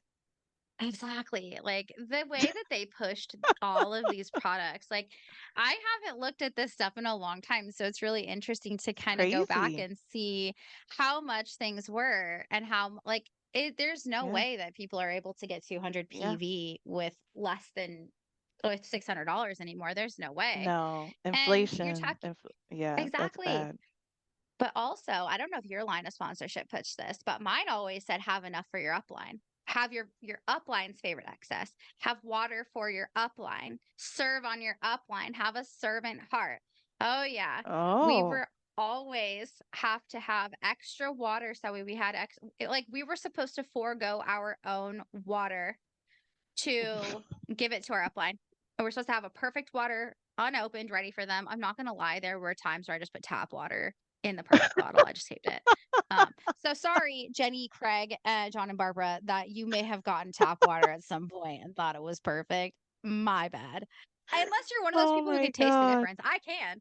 But like you are expected to have like who's able to maintain a 24 pack of water for 1 month? I don't know about everybody else. I live in Arizona. I try to drink at least half a gallon to a gallon of water a day. I try. I'm not perfect at it, but that's more than 24 packs for a whole month. There's no fucking way. No, there's no way at all. Like Las Vegas was like 110 degrees on a good day. I'm gonna survive off of one bottle of water a day. Well, not even a day, like 75% of this bottle every day, because you only get 24. It's not even a full 30.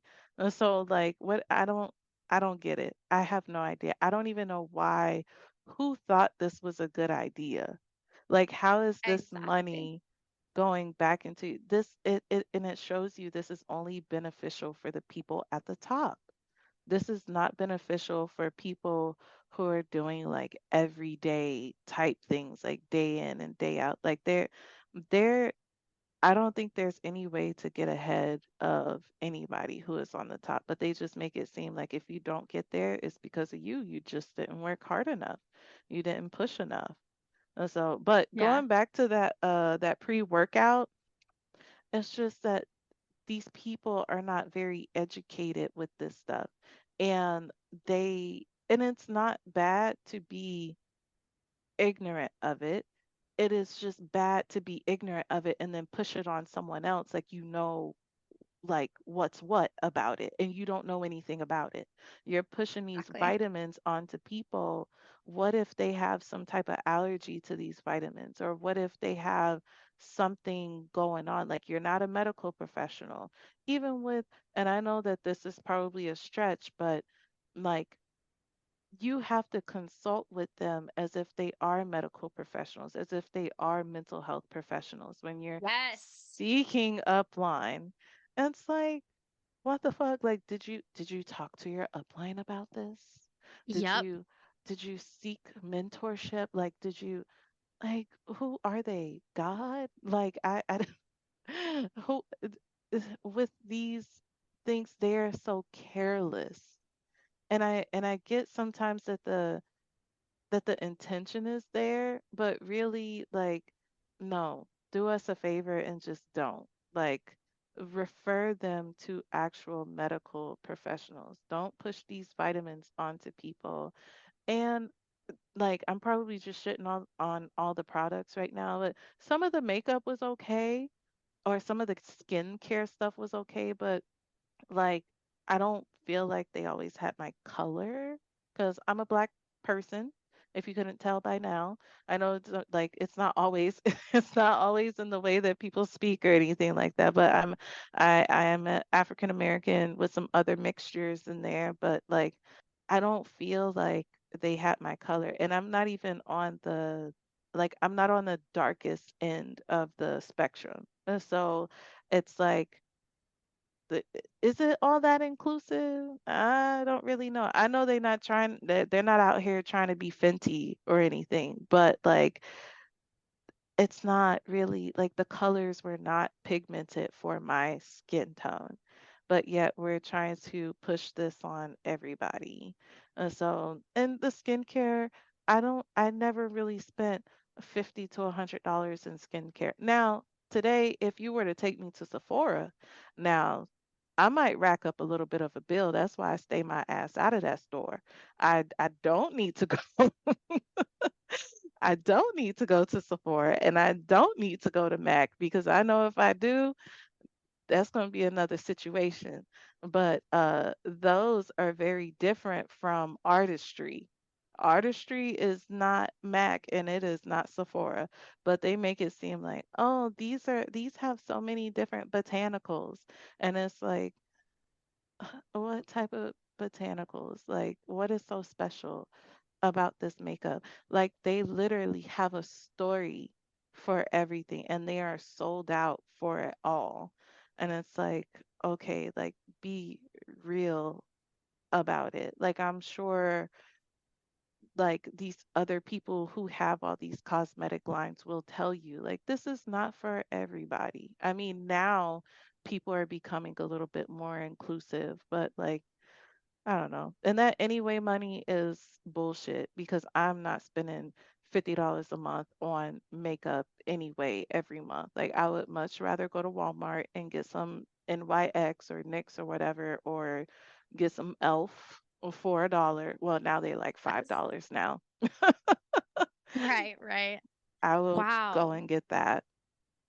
Yeah, I think So, you make a lot of fantastic points. And just being in Amway is a nightmare. And you're right. It's not inclusive and they don't make things for everybody. Their products aren't for everybody. And they're not trying to figure out ways to become more inclusive. They're just they're just so predatory. And this is all, of course, opinion, but it's just a horrible organization and company to support. But I want to know what was it like leaving and what has life been like after you left? oh, leaving. I think I left when my upline kicked me out. My upline kicked me out of the house. There was something that I guess I said because Peter was getting on my nerves one day, and I had a few choice words with him. And naturally, I am not like that. But it was just like a really weird situation that happened. And I think I think when I told him to shut the F up,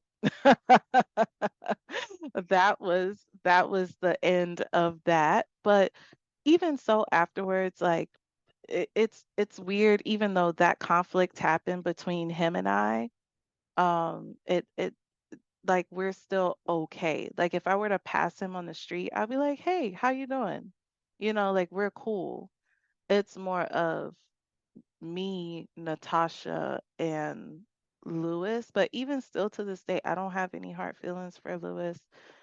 I don't know. I guess maybe the bulk of it is with Natasha. I don't know. Maybe because I always felt something with her, and the way that she did Peter, I didn't like that because it might be a little bit too much info, but she was when they were talking about this marriage stuff, like she was cheating on Peter. Like what the fuck? Who does that? So I'm like, okay. All right. And I don't know if it had anything to do with like mental health stuff or what, but her personality began to change. But anyway, after I had those few choice words with Peter and they were going through their separation at the time, after that interaction I had with him, it was like radio silence for a few days. And I came home one day and there was a letter on my pillow telling me that I had pretty much less than 30 days to move. I think they only gave me like 20 days or something like that, which I think was illegal, honestly. Like legally they have to give you 30 days because I was living with them. I was receiving mail there. Like I had been there, I think for like a year at that point. So like legally, I think they were supposed to give me 30 days. But I was like, you know what? That's fine.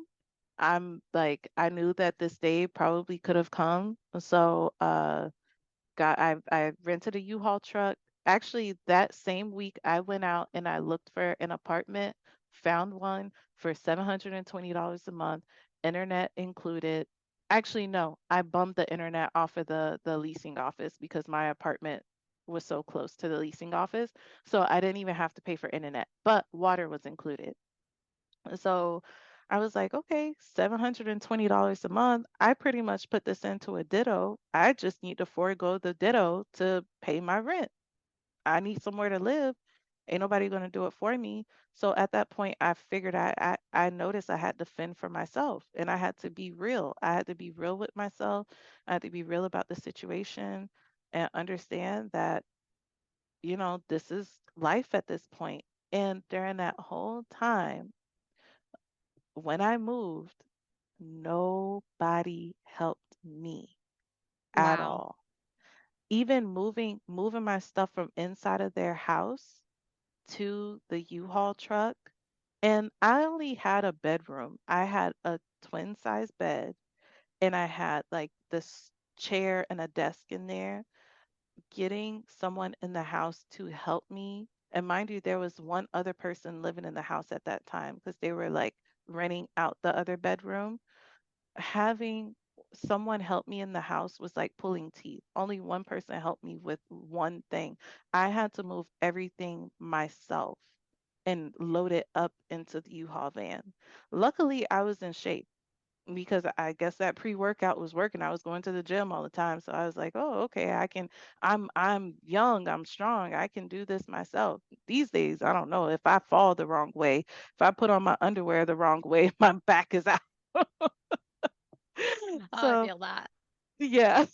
So back then I could do it, but so I did it, but nobody helped me, not my upline or my upline's upline, like nobody helped me. I moved everything by myself. And I'm thinking like maybe at some point somebody would call me. Nobody called me. And it was months later, I think, from my upline's upline, their upline. I don't know if they were like becoming emerald or something, or maybe not emerald, but like eagle or something like that, or they were on their way up. I think that was like Christopher and what's her name? Brittany. Christopher and Brittany. One of them, I think it was Brittany that had texted me like out of the blue one day. I was like laying on my couch and she was like, long time no see or something like that, trying to catch up. But it had been months at that point. I don't even know how many months later, but it was a long time into it. I think by that time I had moved from the original apartment into another apartment. So it had been months. So I noticed that nobody was gonna come help me, so I had to fend for myself. And it wasn't even like a formal goodbye. There was like no closure about the situation. It was only when I was about to leave Vegas, I think I had mail that was delivered to Natasha and Peter's house. And I was going over there to pick up the mail and I had to see Peter. And me and Peter, we kind of squashed it. Like we didn't have any hard feelings. And I kind of felt bad for him because I knew how much he loved Natasha and he was pretty much losing her at that point because Yeah. she no longer wanted to be with him. And he, if anything, he was in love with her, like 100%. But she didn't know if she wanted to be with him and she just chose not to. I mean, relationships are tricky, marriages are tricky. So I mean, their marriage is their marriage, but like I just felt bad for him. But at the same time, I'm like, I'm not gonna feel bad for you because you didn't feel bad for me when I was moving my shit up out of here. So why would I feel True. bad for you? But I mean, I'm human. I have a heart. So like I felt kind of bad for him. We squashed whatever. That's why I say till today, if I were to see him, I'll probably be like, "Hey, how you doing?" But we haven't really spoken since then. But I know he was heartbroken about the whole thing, and he was actually still under the mindset of even though they were like in the middle of separation or divorce or whatever, he was still under the mindset that he had to be there for his team, like the Right. people who, and that's a part of that commitment. And so he was like, I'm supposed to be committed. I don't want these people to think that I wasn't serious about this because I was like 100% serious. Like I I I love my people, I love my team, but he always had dreams of being in fashion, so he was like, I don't even know what to do at this point. Like, do I pursue my dream of going into fashion? Because he had a friend that was in, I think he was going into the fashion industry and he was coming up with these designs and stuff, and they had been going back and forth. And I'm like, go for it, do it.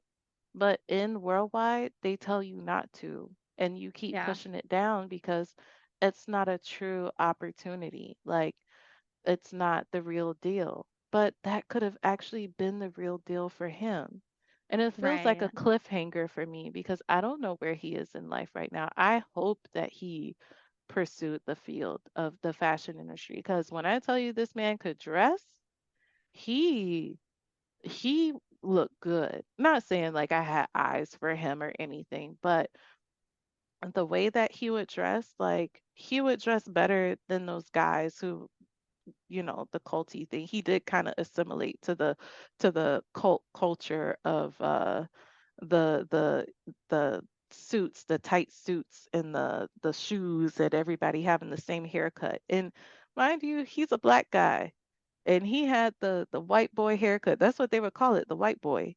And so I don't know if everybody calls it that, but I don't know. What do you call it? I called it the Amway haircut. Like every Really? dude had the haircut. Yeah, that was the way that they needed to look almost. You had to be almost identical to your upline, which they look like robots. That all you could tell a worldwide dream builder guy from like a mile From a away. You mile see that away. hair, you see that hairstyle and you're like, "No, I know that guy. He's glazed Yep. up," is what they say. I just learned that Yep. term recently that they like we're talking like my favorite podcast was just talking about like how people who are in different religious spaces, so like LDS churches and any other sort of religious organization, and people look a little glazed up, and I was like, oh my gosh, worldwide dream builders Mm. are glazed up, and so Yep. you can see it, and Yeah. it's wild. But I'm so happy here that you don't have a lot of animosity towards these people. Like you have your feelings, Right. but I just love how diplomatic you are about this because I'm over here like fuck my upline. So I have so much respect for you and the way that you've come on here and just spoke so openly. And I can't tell you enough how much I appreciate your time and your willingness to come here and speak so openly about your experience. So, what is life like now for you? And what is your biggest goal when it comes to spreading the message about Amway and worldwide? So what is life like now? Life is a lot more chill, I guess, if I were to say. Life is a lot more lax, and it's taken me so long to get here. I didn't know what it meant to relax. Like now I binge watch stuff, and sometimes I still struggle with feeling guilty for binge watching, for even watching TV. I feel like I'm supposed to be doing something. I think at this point in my life, within the last year or two, I've become okay with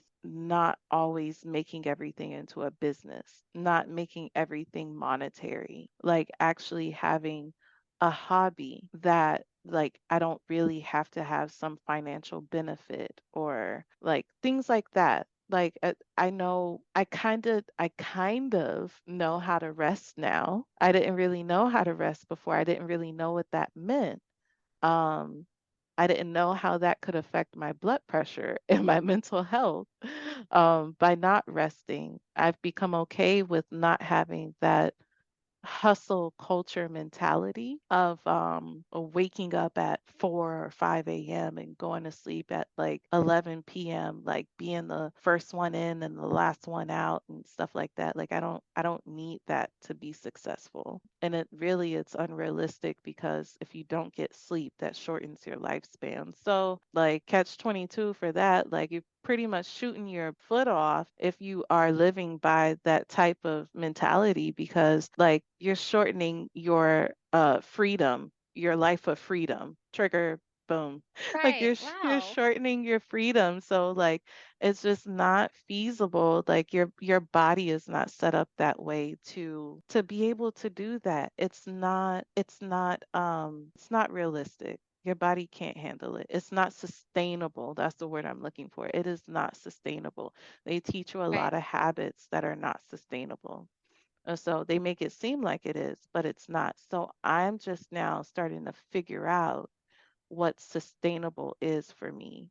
I'm starting to figure out Yes. what success, which I don't really know what success means. I feel like people throw that word around a lot, and to me, it doesn't really have much weight anymore. Like, life is life. Success, I Right. don't even know what that means. As long as you treat people kind and you're there for people, I guess that's success. Like, I don't even know if we're put on this planet to be successful. Like, who came up with this definition? Who are they?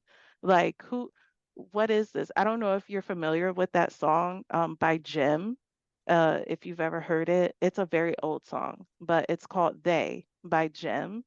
It, if you haven't heard it, if you've ever watched Degrassi or Noggin for all the Canadians out there who used to watch Degrassi or Noggin back in the day, there are these little music videos in between, and I know all the music videos like by heart that they used to play back in the early 2000s. So Jim was one of the songs that used to come on, and she's pretty much saying like, who are they? Where are they? Who comes up with all these rules? Who came up with the definition of success, and why? Who made it seem like this was okay? I guess it's the American dream type thing. I have no idea. This is what they push. So I am just now, this is what life is looking like for me right now. I am learning how to be okay and accepting life as it is. That's where That's I'm at. amazing. Yay. No, I love it. And what is your goal when it comes to spreading awareness about Amway? Girl, I don't know. I'm trying to I feel figure it you. out. Sometimes just talking about it is therapeutic. If somebody can take something from my story or anybody's story, like that would be awesome. If it touches someone's heart in some type of way, that would be good. If not, like that's okay too, because at least I said something and I feel okay. I'm just surprised that I'm just happy that there's a platform to just share stories. I'm all about sharing. So like I like to hear different perspectives. I like to hear like other people who have gone through similar situations and how it's affected them and how they've moved on in life. Every time I hear a story, something hits me in a different way. I think I was just listening to Hope's story the other day because they did a few different episodes with you, right? Yeah, yes. Hope and Fisher are regulars here. Hope has been on quite a few times. And then her husband Fisher has also come on. So yeah. Yeah. Oh my gosh, I love listening to them. They say a lot of good stuff. I love listening to all the stories, but I remember listening to something. I think it was like yesterday or the day before when she said something about an identity crisis.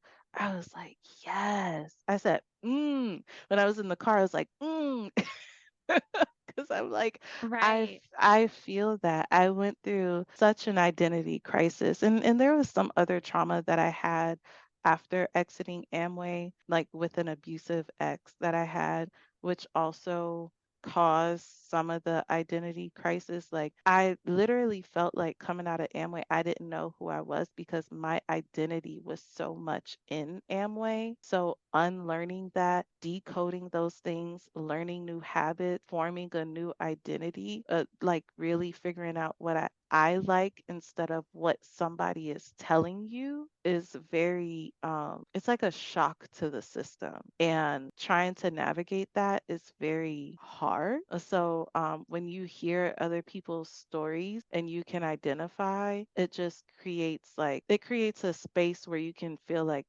you can breathe again because somebody else has been through it too. Yeah, that really resonated with me when she was talking about an identity crisis and really trying to figure out who she was after, because that's something that I think I struggled with for a while, and I had to go through intense therapy after I left Vegas, and like just trying to figure out those stepping stones in life, like figure out my way out of that after that, through all of that has been very hard.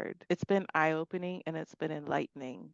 And so yeah, I have a lot of faith for the future. Well, thank you so much for all of your time, for you coming here and being vulnerable and talking to everybody and sharing your story. We can all learn from each other, and I'm so grateful for it. So, thank you Mm. again, Rebecca, so, so much. If you guys want to be like Rebecca and you guys want to come on and share your story, please, I've actually changed it. So, please email me at Danny, DANI, at exesandtpodcast.com. You're still welcome to DM me on Instagram if that's the best option for you at xsandt.podcast. You guys can find me everywhere podcasts are heard, and we'll catch you guys in the next episode. Bye-bye.